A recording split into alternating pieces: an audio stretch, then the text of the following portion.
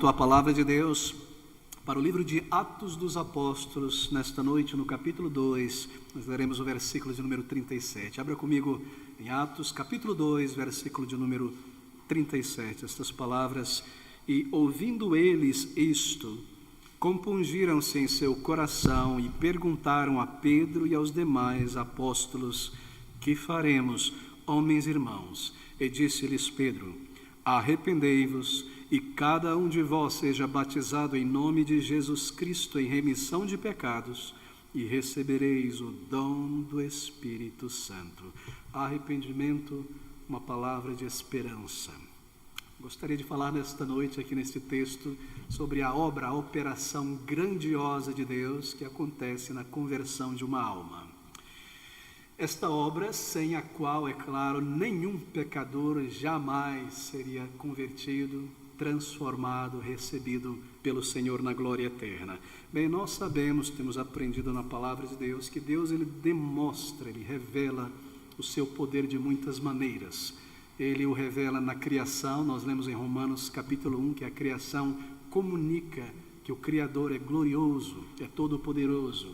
Deus também revelou o seu poder, mostrou algo do seu poder na história de Israel e também na história do povo de Deus ao longo dos séculos. Nós vemos a sua mão graciosa, em particular nos milagres do Senhor Jesus Cristo, o seu poder e domínio sobre a natureza, sobre a vida, sobre a morte. Deus revela, mostra o seu imenso poder. Mas nesta noite, nós iremos considerar uma grande demonstração do poder de Deus, não no corpo, não na natureza, mas na alma. A operação de Deus na alma de uma pessoa. A obra espiritual de Deus no íntimo, na alma, no coração de um ser humano. E nós chamamos isso de conversão, de salvação, de nova vida, transformação espiritual. Muitos termos que mostram esta obra. É sobre isso que nós temos aqui nessa narrativa diante de nós em Atos capítulo 2. O poder de Deus para salvar pessoas que nunca buscariam a Deus, nunca seriam de fato salvos. Bem, nós lemos aqui sobre uma das festas anuais dos judeus, que era a festa de Pentecostes. E você se recorda, eu espero, que a festa de Pentecostes acontecia um número de semanas após a festa, a celebração da Páscoa. Esse é o contexto aqui de Atos capítulo 2. 7 semanas, 49 dias, mais 50, daí Pentecostes, após a Páscoa dos judeus. Era outra festa dos judeus chamada Festa das Primícias ou de Pentecostes. E durante uma dessas festas, como na Páscoa, assim também no Tabernáculos, a Festa dos Tabernáculos, e aqui em Pentecostes, os judeus migravam, seguiam em peregrinação para a cidade de Jerusalém, onde está o templo, para adorar, para celebrar. Deus comandara no Antigo Testamento que todos fossem. E nesta ocasião aqui em Pentecostes haviam judeus também de outras partes do mundo, não só de Israel, da Judeia, da Galileia, das partes circunvizinhas de Israel. Você se recorda que 7 semanas antes o Senhor foi crucificado na Páscoa. Ali estavam os judeus, sobretudo os judeus da Galileia, de Samaria, do centro e do sul de Israel, reunidos para aquele dia quando o sacrifício para o perdão, isto é, pela libertação operada por Deus sobre Israel, nação do Egito, para Canaã, aconteceu. E foi naquele dia, naquela ocasião, que eles também crucificaram o Senhor Jesus Cristo, o Salvador. E tudo aquilo que os profetas disseram que iria acontecer sobre o Senhor, sobre a sua morte, acontece ali, naquela Páscoa, naquele dia em Jerusalém. Ele foi rejeitado pelos líderes, como os profetas disseram que aconteceria. A nação o colocou de lado e ele foi então humilhado, condenado, e eles o executaram, colocando em uma cruz ao lado de 2 bandidos. E a sua crucificação, o cumprimento dessa profecia, acontece exatamente naquela imensa, grandiosa celebração do povo de Deus, que era a Páscoa, quando Jerusalém estava tomada por multidões de pessoas. Uma plateia, uma audiência imensa. Peregrinos, pessoas de todos os lugares. Agora marque você. Estas pessoas que estavam ali naquele dia da Páscoa, sobretudo de Israel, não tanto de outros países, mas sobretudo de Israel, eram as mesmas pessoas que já conheciam o Senhor Jesus Cristo. Eram aquelas multidões que haviam visto, testemunhado o poder de Cristo, ouvido a mensagem de Cristo. Com grande frequência nós lemos sobre multidões que foram curadas, multidões que foram alimentadas na Galileia, em Samaria, no sul. E essas multidões que já tinham ouvido, visto, experimentado do Senhor Jesus Cristo, estão reunidas em Jerusalém, milhares e milhares delas, para a festa da Páscoa. Eles conheciam Jesus Cristo, o Salvador. Eles tinham acompanhado o seu ministério por 3 anos, comovidos por sua pregação muitas vezes, tocados pelo amor, pela misericórdia do Salvador, visto em primeira mão o seu poder sobre a morte, ressuscitando pessoas, confortando mães, pais, recuperando crianças doentes, libertando pessoas das mãos de Satanás em possessões demoníacas. Eles tinham visto, pensado, observado estas coisas, e tudo estava dentro deles. E eles estavam reunidos naquele dia em Jerusalém, e ali o Senhor Jesus Cristo seria crucificado. Milhares de pessoas, familiares que foram abençoados. É muito possível afirmar que talvez não havia ninguém ali naquela cidade que não tivesse ouvido ou experimentado de primeira mão da graça, da misericórdia do Senhor Jesus Cristo Salvador. Milhares de pessoas. E eles viram o selo da divindade do Senhor Jesus. Eles viram o cumprimento das profecias. Eles entenderam muitas coisas claras e por vezes disseram: será que não é este o filho de Davi? Será que haverá outro Messias? Não são esses os sinais? Tantas e tantas vezes eles revelaram que entenderam, que compreenderam o selo da messianidade do Salvador. E ainda assim, estas multidões que viram, experimentaram, conheceram da graça de Deus, estavam agora em Jerusalém pedindo pela crucificação, pela morte, pela tortura daquele mesmo homem, daquele Senhor Jesus Cristo, que os alimentou, que curou seus filhos, que libertou tantas e tantas pessoas que eles conheciam e amavam. E uma das razões por que eles fizeram isso foi porque eles foram persuadidos pelos líderes de Israel, os escribas, os fariseus, de que Jesus Cristo iria, por fim, trazer a fúria do Império Romano sobre Israel. Por quê? Porque eles diziam para as multidões o seguinte: vocês estão dizendo que ele é um rei, e ele está se proclamando rei, e nós sabemos que nós não temos rei, porque os romanos reinam sobre nós, e os judeus estavam, é claro, sob o domínio dos romanos, e os romanos, em todo o seu império, determinava que os povos poderiam manter a sua religião, uma espécie de governo mínimo, mas não ter um rei, um líder. O rei de todos seria César. E os líderes judeus diziam que Cristo, sendo chamado rei, é claro, provocaria a ira dos romanos e maior opressão sobre a nação. Eles tinham grande temor que aquela posição de liderança que eles tinham entre a nação fosse arrancada deles por não controlar as multidões. Israel fosse esfacelado, eles fossem levados como escravo por todos os lugares do mundo. E assim as multidões, insufladas por esses líderes, viraram as costas para aquele Salvador de quem eles tinham experimentado graça, a mensagem de vida, tanto amor, tanta bondade. Mas lembre-se, aquelas multidões também no íntimo desdenhavam do Senhor Jesus Cristo. Nós vemos isso narrado nos Evangelhos. Eles apreciavam os milagres do Senhor Jesus Cristo, sobretudo as curas e os milagres que alimentavam o corpo. Eles apreciavam muito isso e falavam muito sobre isso. Mas o Senhor Jesus Cristo tinha um ensino e eles detestavam ouvir este ensino, porque ele pregava o arrependimento de pecados. E para pessoas que se consideram, pessoas religiosas, que se consideram diante de Deus, pessoas justas, é muito difícil ouvir esta mensagem que me diz que eu sou um pecador, o que significa dizer que o inferno e a condenação é o meu destino. É muito difícil ouvir uma mensagem que diz que em mim eu não tenho um valor moral que me garanta a graça de Deus, um lugar no céu. Assim, Cristo dizia que eles eram pecadores e que eles precisavam virar as costas para os seus ídolos e se arrepender diante de Deus e crer nele como Deus encarnado, o único Salvador. Mas eles não queriam isso.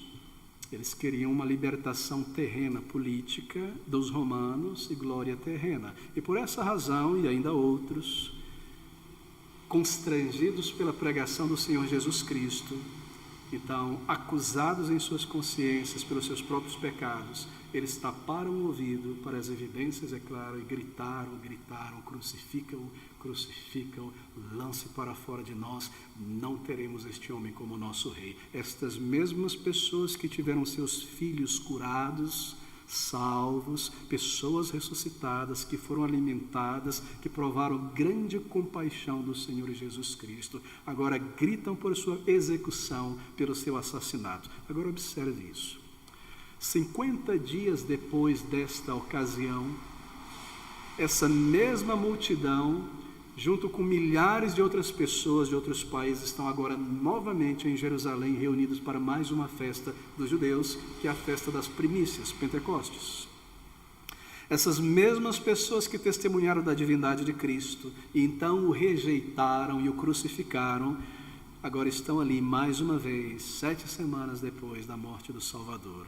E são elas próprias, juntas com mais pessoas, que irão ouvir este sermão de Pedro, apóstolo do Senhor Jesus Cristo, o primeiro sermão pregado na igreja iniciante ali. E quando então Pedro, cheio agora do Espírito Santo, não aquele velho Pedro, traidor, cheio de coragem, mas fraco, um Pedro restaurado, cheio do Espírito Santo, se levanta para pregar a palavra de Deus. Então, dizendo àqueles homens que tudo o que Deus disse no Antigo Testamento se cumpriu na pessoa do Senhor Jesus Cristo, que ele era o descendente do grande rei Davi, que ele é o Messias que Deus enviou, e que eles rejeitaram, crucificaram e desprezaram a sua própria salvação. Então ele diz essas palavras do versículo 36, saiba, pois, com certeza toda a casa de Israel, que a esse Jesus a quem vós crucificastes 7 semanas antes, Deus o fez Senhor e Cristo. E tendo dito isto, versículo 37, então ele diz, nos é dito, e ouvindo eles isto, compungiram-se em seu coração. Aquelas mesmas pessoas que rejeitaram o Salvador hipocritamente, agora elas perguntam a Pedro e os demais apóstolos, que faremos, varões e irmãos? Não é tremendo? E uma pergunta deve se levantar em nossa mente, por que deste arrependimento, deste cair da ficha, deste cair em si, somente agora? Por que não no dia seguinte após a crucificação? Por que não 10 dias, uma semana depois? Porque isso não aconteceu. Este compungir, este amargor, esta consciência de que nós jogamos fora o tesouro, que nós desprezamos Deus, que nós o insultamos. Por que desta consciência de pecado agora? Bem, a resposta é que agora o Senhor está operando. Cristo precisava morrer, abrir o caminho de salvação, ele precisava entregar este sacrifício pelo seu povo.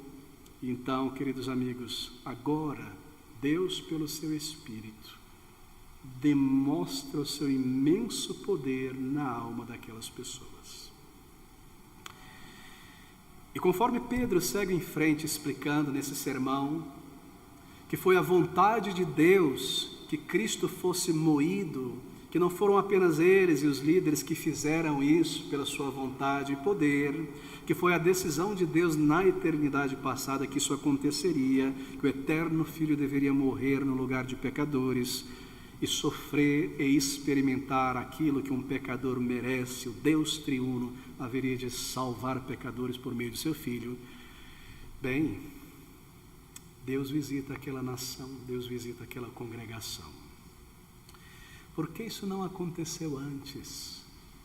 E a resposta novamente é porque aqui está o poder de Deus operando em corações. Queridos amigos, Deus levando homens e mulheres ao arrependimento e então à conversão de uma multidão tão grande, um número maior do que todos aqueles que foram convertidos em todo o ministério do Senhor Jesus Cristo e possivelmente, quem sabe, ao longo dos séculos anteriores, em um dia, em um sermão, em uma ocasião. Nós lemos sobre estas pessoas a dureza, a resistência, dia após dia, ano após ano, 3 anos, resistindo, e de repente em um dia, em poucas horas, em um sermão, quebrantados. Aqui está a demonstração do poder de Deus. Ora, amigos, somente Deus pode operar isso na vida de uma pessoa. Você às vezes já sentiu isto, que você ora ao Senhor e vai conversar com uma pessoa, e conversa, e insta, e explica, e aquela pessoa é tão resistente, tão dura, e semanas passam, e verões passam, e anos novos também, aniversários, e o tempo passa, a política passa, os campeonatos passam, as gerações, e essa pessoa continua resistente, dura, e você percebe como será possível que uma pessoa dessa será salva, e de repente você testemunha isso. Deus opera e aquela pessoa desperta. Aquela pessoa acorda. É isso que está acontecendo aqui, de repente.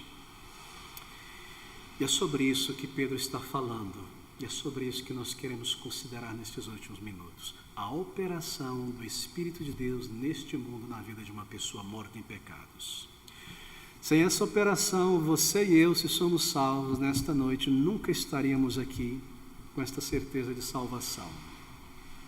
Eles viram o selo da divindade do Senhor Jesus Cristo, mas se o Senhor não abrisse os seus olhos, os seus ouvidos, você e eu permaneceríamos como eles, abraçados aos nossos pecados, ignorantes e rebeldes contra Deus. Nós estaríamos hoje, neste dia, desta maneira, no mundo, vivendo assim. E aqui está a prova disso, como estes homens resistiram por tanto tempo, mas Deus operou. E foi assim que Ele operou, no coração, isto é, na consciência deles. Versículo 37 nos diz: e ouvindo eles isto, porque a fé vem pelo ouvir da palavra, compungiram-se em seu coração. A palavra grega traduzida por compungir é um termo arcaico na língua portuguesa, mas traz a ideia de apunhalar, perfurar, cortar dentro do coração, quebrantar na consciência, é claro. É um termo também que vem do contexto militar. Ali está um combatente na guerra, na frente de combate, forte, ousado, cheio de si, vou para a vitória, e de repente, do nada, de algum lugar, uma lança o perfura e o derruba. Esta é a ideia. Aqui estão estes homens cheios de orgulho, dizendo: essas pessoas estão bêbadas, falando dessa maneira, nós crucificamos aquele Nazareno, não queremos tê-lo como rei, longe de nós somos o povo de Deus. De repente no chão, abatido, e nós lemos: e ouvindo eles isto, compungiram-se em seu coração e perguntaram a Pedro e aos demais apóstolos: que faremos? Nós matamos o príncipe da vida, que faremos? Reconhecimento do seu pecado. O que aconteceu? Poucas semanas, gritando desaforo, cuspindo, praguejando, agora cortados no coração, compungidos na consciência. O que aconteceu foi o que nós chamamos de conversão. Conversão é isso. É o converter-se de uma direção errada para uma outra direção. De longe, indo para longe de Deus, de volta a Deus, em direção ao arrependimento, em direção à salvação. Eles foram convertidos aqui, foi uma obra do Espírito Santo.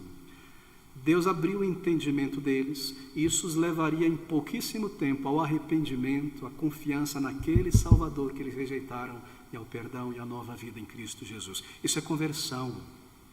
E se alguém um dia foi convertido, todos os que foram convertidos e serão convertidos, salvos pela graça de Deus, será iniciado desta maneira. Foi alguém que um dia recebeu, experimentou um choque na alma, dentro de si, e despertou. E este choque, este compungir na consciência, esse despertar, esse abater, acontece de muitas maneiras. Uma pessoa é tomada por um senso do seu pecado, isso quebra por dentro, de repente ela vê o que fez, entende o que é. Outras pessoas, de repente, no meio do prazer desta vida, um senso de vazio toma conta, intenso.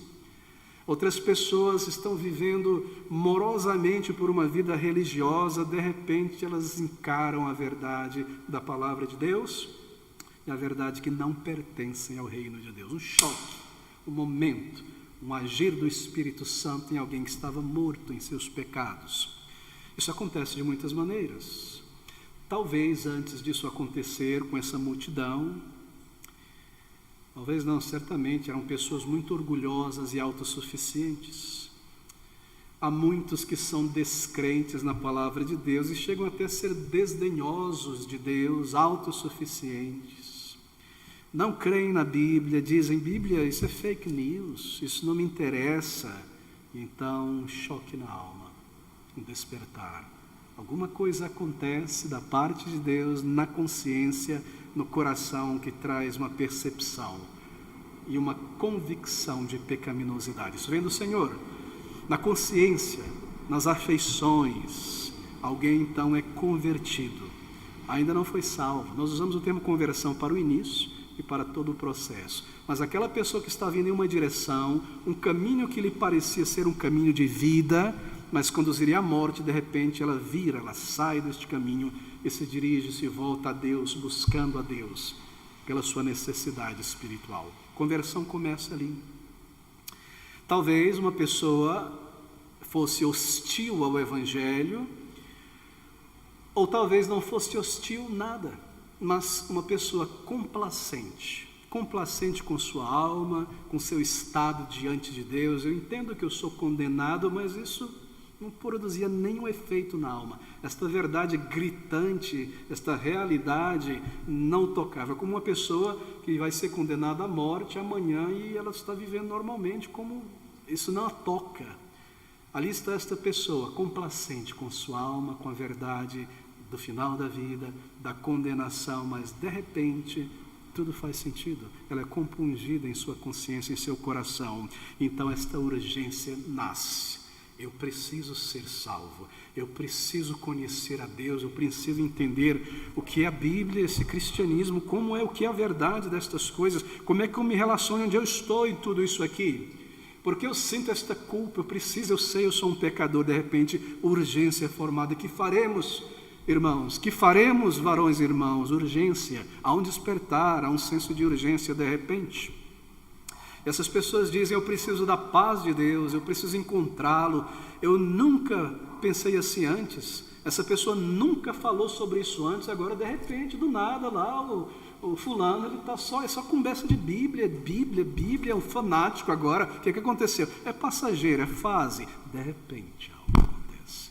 Essa pessoa se converte é convertida pelo Espírito em direção a buscar a Deus, a lidar com o estado de sua alma, a clamar por misericórdia, a buscar na palavra de Deus o caminho de salvação.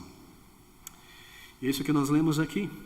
E ouvindo eles isto, compungiram-se em seu coração e perguntaram a Pedro e aos demais apóstolos, que faremos, homens e irmãos? Queridos irmãos, conversão é um choque espiritual que me acorda para a realidade de Deus e da alma.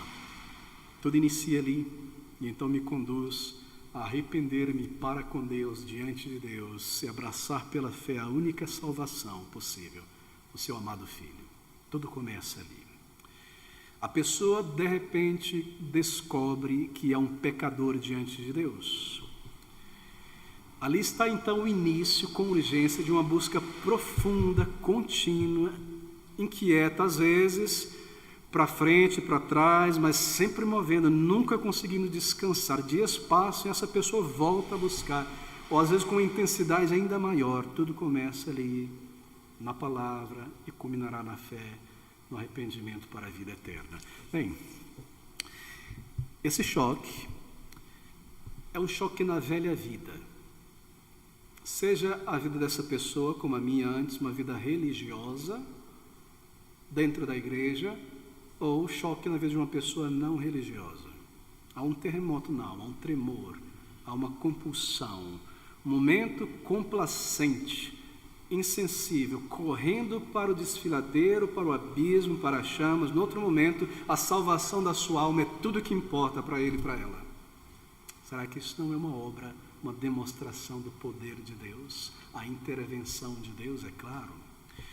E há pessoas que foram frequentar igrejas por anos e anos, às vezes décadas, e talvez cresceram, foram formados em seus valores em um contexto cristão evangélico, famílias que adoram a Deus, e tudo isso passa diante delas e não tomam nada a sério, nada pessoal. Então chega um dia, ou na adolescência, ou na infância, ou na juventude, em algum momento da vida desta pessoa, elas são traspassadas pela verdade da palavra de Deus, e elas sentem, acordam para a realidade e as implicações do seu pecado e a sua condenação.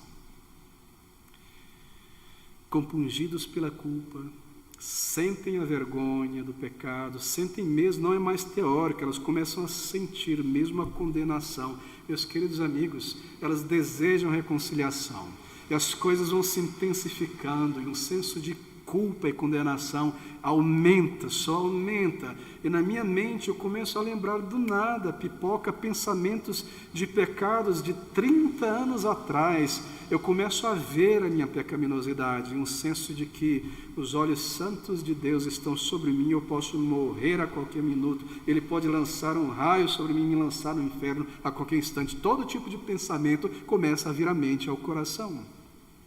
Então um certo pesar, uma tristeza e uma agonia começa a se formar se essas coisas demoram muito.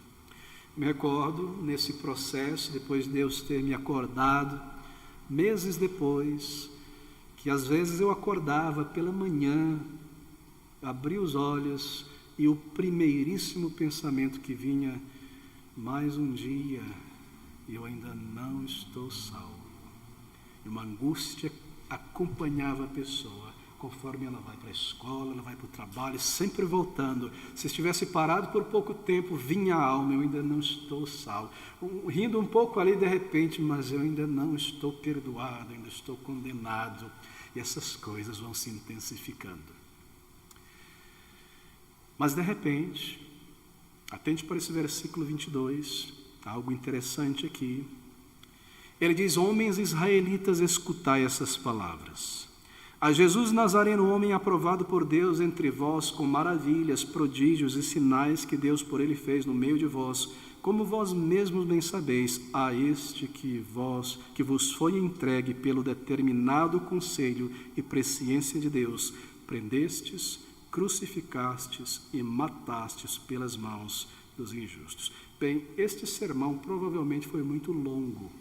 Aqui está apenas um resumo do que Pedro pregou. As notas de púlpito desse pregador aqui. Apenas um pequeno resumo. E esses poucos versículos, Pedro insiste, enfatiza nos sinais, nos milagres de Cristo, na sua messianidade. E conforme eles ouviam isso, eles lembravam do que viram, do que ouviram, do que comeram, o coração deles começou a ser constrangido, a consciência. Mas agora, recordados, compungidos, Deus operando no coração, eles despertam. Amigos, eu tenho conhecido pessoas ao longo desses anos em quem exatamente o que acontece aqui aconteceu. Nós ouvimos sobre o Senhor Jesus, nós entendemos a mensagem do Evangelho. Nós, por passarmos anos na igreja, talvez vimos pessoas mudadas da água para o vinho, completamente transformadas pela obra de Deus. Essas coisas estão acontecendo diante de nós. Nós vemos e testificamos de muita coisa, da misericórdia, da bondade de Deus, da realidade, da pessoalidade de Deus ao intervir em nossas vidas, continuamente.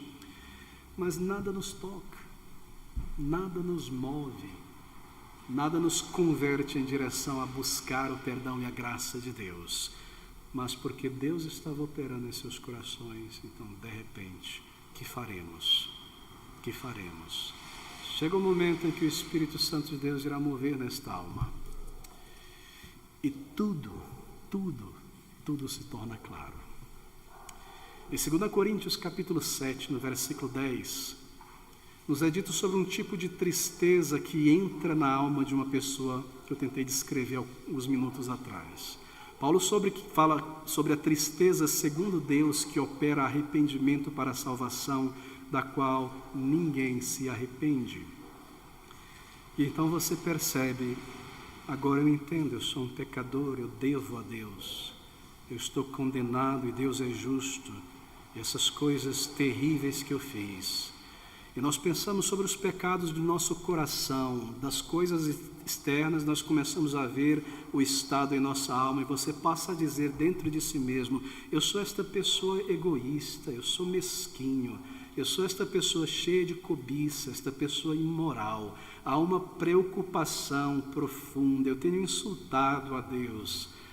Eu faço essas coisas porque eu sou assim. Eu tenho roubado a Deus, eu não tenho reconhecido a Deus. Eu passo dos pecados que eu cometi para aquilo que eu sou. Eu estou sendo conduzido a um verdadeiro e profundo arrependimento diante de Deus. E assim eu enxergo a grandeza do meu pecado. E eu compreendo agora a mensagem da Bíblia. Eu não compreendia com clareza antes. Eu venho a perceber e a sentir que eu estou condenado diante de Deus, que eu não tenho um lugar no céu como eu imaginava e me convencera que tive, e que eu estou indo para a presença de Deus para ser julgado por Deus. Então nós ouvimos essas palavras. E disse-lhes Pedro, 38, arrependei-vos e cada um de vós seja batizado. Arrependei-vos. Você percebe? As mesmas palavras ditas pelo Senhor por João Batista logo no início do seu ministério. A conversão, o despertar, me leva então ao arrependimento. Eu fui desperto para a minha pecaminosidade. O que eu vou fazer então é a grande questão em minha alma. E a resposta é essa: você deve se arrepender para com Deus, diante dele. O que significa ir a ele, confessar a ele os teus pecados. Queridos amigos, arrependimento não é uma palavra negativa na Bíblia. Ela traz uma carga de erro, de culpa, de coisas negativas, mas arrependimento não é algo negativo na Bíblia. Arrependimento é uma palavra de esperança. Meus olhos foram abertos para o meu estado espiritual. O que eu devo fazer? Aqui está a esperança. Que faremos? E disse-lhes o pregador do Evangelho, Pedro, arrependei-vos e cada um de vós seja batizado. Se eu somente me aproximar de Deus e confessar a Ele os meus pecados de todo o coração, pedir por perdão e por vida, e colocar em Jesus a minha esperança para a salvação, conforme eu venho a Deus em arrependimento, Ele me salvará, Ele me perdoará. Essa é a esperança. Esta é a mensagem. Arrependimento é uma palavra tão positiva, tão maravilhosa. Mas ele diz algo que intriga algumas pessoas. E disse-lhe Pedro, arrependei-vos e cada um de vós seja batizado em nome de Jesus Cristo, em remissão de pecados, e recebereis o dom do Espírito Santo. Será que ele está dizendo que metade da salvação será arrependimento e a outra metade é completa pelo batismo? Não, não está dizendo isso. O que ele está dizendo é: creiam, tragam os teus pecados diante de Deus, essa toda a mensagem do Antigo Testamento de João Batista de Cristo, e mostrem isso publicamente através de uma nova vida. Mostrem que vocês abraçaram a fé em Jesus Cristo, tão desprezados pelos líderes e por vocês antes. O batismo quer dizer apenas isso. A conversão, a salvação não poderia ser vista pelos olhos humanos, o Espírito vindo ao coração, sim pelos frutos. Mas pense comigo, para aquelas pessoas serem batizadas em nome de Jesus Cristo, Nazareno, desprezado pelos judeus, era algo imenso. Significava ser rejeitado e banido da sua família e da sua herança, talvez morto, dependendo da religiosidade daquela família, ser humilhado, ser lançado fora de sua profissão. Eu vou agora, com este grupo de pessoas aqui em Jerusalém, dizer para todo mundo: eu abraço o Salvador que Deus enviou. Eu crucifiquei os meus pecados, mas eu creio, Ele é o Messias, Ele é o Senhor. É isso que Ele quer dizer. Testemunhe, siga-o, tome a tua cruz. O batismo significava isso. E não, como muitos veem hoje, eu já creio em Cristo, no meu evangelho, que não desprezo, agora falta o batismo. Não, o batismo era algo novo para eles. Imagine um muçulmano em uma cidade muçulmana, em uma família muçulmana. Crer em Jesus, o que significa para ele? Significa ser morto, ser expulso. A Bíblia nos diz que muitos sacerdotes criam em Jesus, mas ocultamente não o confessavam, batizados, porque temiam os judeus. Em outras palavras, eles não creram para a salvação. Mas Pedro está dizendo: confesse, creia, e então tome a sua cruz para ser apedrejado por ele se for necessário, porque você morreu com ele para ressuscitar com ele, como muçulmano. É difícil para nós, em um contexto cristão, entender isso. Nós pensamos que é metade da salvação. Não. Creia, se arrependa e tome a sua cruz. É isso que ele está dizendo aqui. Como este arrependimento, ele acontece? Bem, não é um ato físico o arrependimento, eu devo lhe dizer isso. Por muito tempo eu estava confuso a respeito disso. Você, antes da minha conversão, você não deve esperar por um momento, uma situação em um culto, em uma reunião, para ser chamado à frente pelo pastor, pelo pregador, e fazer uma decisão física. Arrependimento, conversão, não é isso. Não é um ato físico. Não é ir a um lugar geográfico, físico e fazer algo físico. Não é o batismo, por exemplo. Em linhas gerais, a Bíblia diz isso. Você encara os teus pecados e no lugar de se esconder, escondê-los e negá-los, você vem assim, fétido, culpado aos pés de Cristo para o perdão e para a vida. É reconhecimento. Você não mais tenta justificar porque você peca, você não ignora mais, você reconhece e você vai e diz ao Senhor: Senhor, eu sou esta pessoa impura diante de Ti. Eu sou este pecador, sou eu. Quando a Bíblia fala sobre pecadores, eu sou um deles, um grande pecador. Eu sou esta pessoa permeada, coberta de cobiça.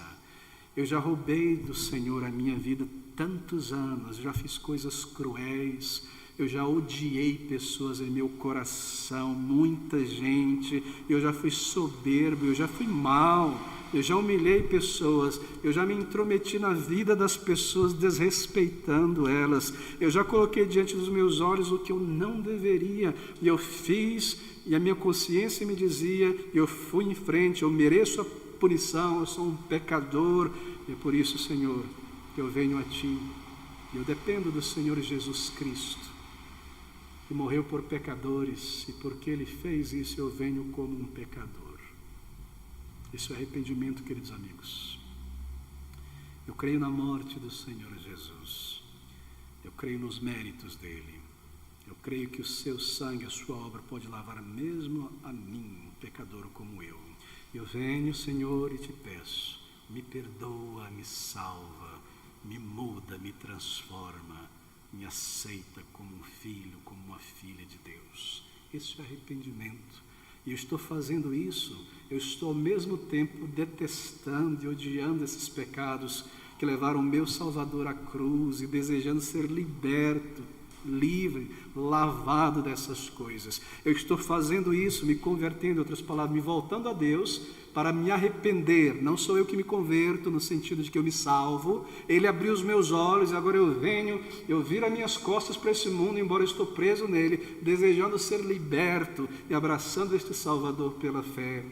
E conforme eu faço isso pela fé, me achegando, me entregando. Então, querido amigo, se você for sincero neste arrependimento, se você for real de toda a tua alma e falar e trazer diante de Deus a tua condição, é como se Deus dissesse à tua alma, você saberá disso, sentirá isso, você está perdoado, você está limpo, você está salvo, você é meu filho, você é minha filha.